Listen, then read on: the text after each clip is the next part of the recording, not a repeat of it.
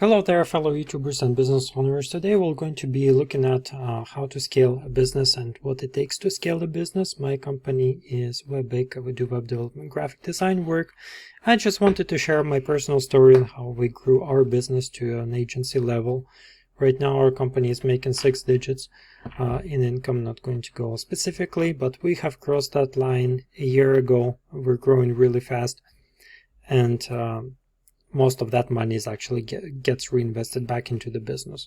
A lot of salary, a lot of other expenses, and right now we actually are overgrown with monthly fees that we need to pay, and a lot of those things can be just wiped away because we're no longer using those services. Company was founded in the year 2000, so there's a lot of recurring expenses that we haven't cleaned up. So once we do that, we'll have a bit more cash on hand.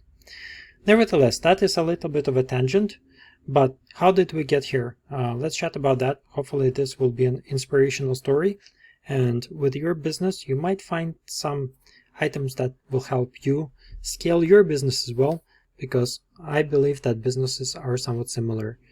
Regardless if you're a farmer, there we go, have a client calling. So if you're a farmer, web developer, or a plumber, the principles are somewhat similar. So a little bit background on how it started. Year 2000, my parents moved from Kazakhstan over to Canada. Immigrants have no English, barely survived. We're doing graphic design work. That's pretty much something that they knew how to do professionally for dirt cheap, like almost nothing. And that allowed us to survive in Canada and actually grow a little bit.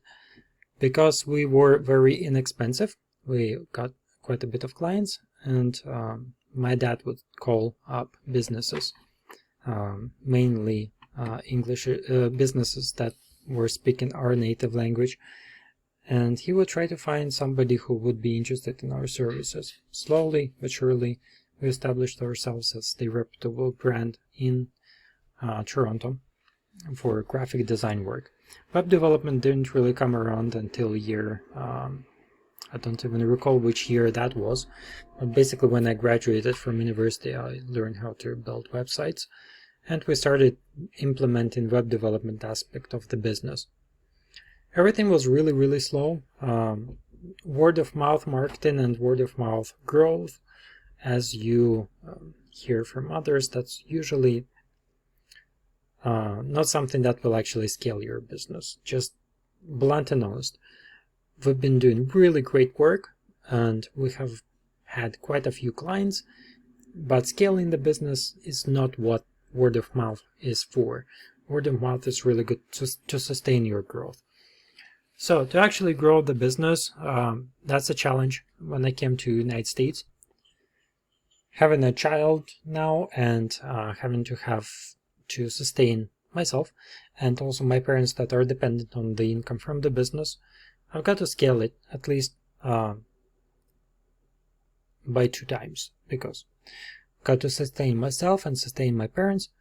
So we've got to grow revenue of the business really fast, twice, plus we've also been remodeling the house in which we live, so I needed extra cash. So at least 3 times we needed to jump the business 3 folds really fast. And no matter what I tried, it just did not work. And it was one of the toughest times in my life to actually go through that process and try to get the business off the ground when it was making really little money. Cold calling produced nearly no results, and it was very difficult. I managed to save up $4,000. Used part of that was actually credit from a credit card, and I invested that money in a mentor, and that was the turning factor in my business. So Chris from Upscale Method, I'm not advertising him, by the way, he didn't pay money for that ad, but what he did is he put together an advertisement for me, and we were able to actually get our first clients through online ads. That was a churning factor for me because I was stopped doing cold calling and I started actually receiving leads from the advertisement that I was doing. I wasn't scared to throw money away because I know that you've got to invest to actually get results. So I've spent generous amounts of money on advertisement, and I spent countless hours actually making it work. And it worked. I was able to get quite a few clients. We scaled. I hired a web developer. I hired another graphic designer. Our company was able to triple our income and is able to sustain our business now. So the next turning point for me was when I hired another mentor. That was Mancini Digital.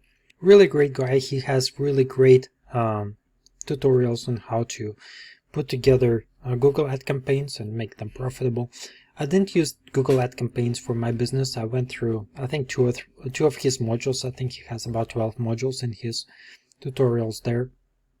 But it taught me one thing, is to work hard and also to actually have systems behind, how to keep your business organized. So organization of the business and to have systems behind your business that run certain processes is critical. And that really gave me a flashback.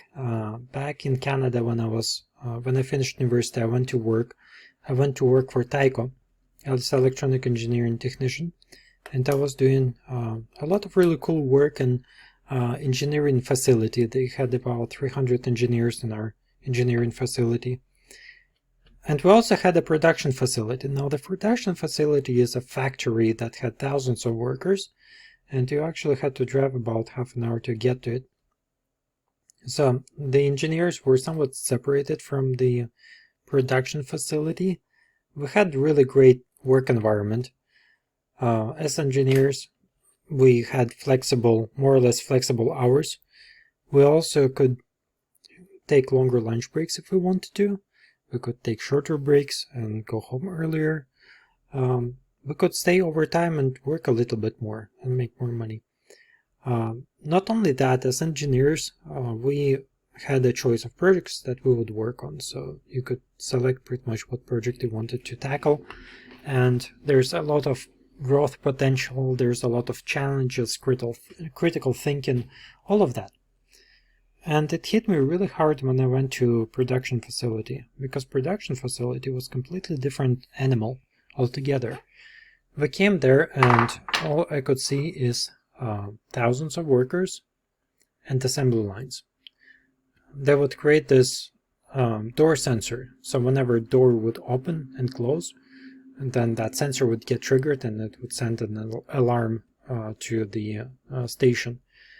Now, I knew that sensor inside and out. I've actually worked on it extensively, troubleshooting antenna problems, troubleshooting a whole bunch of different things with it. And we've implemented a lot of design changes to that sensor to make it work and to make it robust. But I actually went to visit the place where they built them. There was a table, actually 6 tables in a row, or about 6 people in there. One would put in the battery into the plastic box. Another one would put the PCB board into it.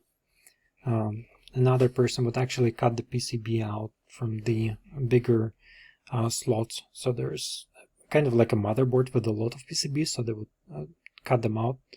And one person would just do that all day. The other person would put a sticker on all day long that it passed quality control check and would actually run the quality control on it.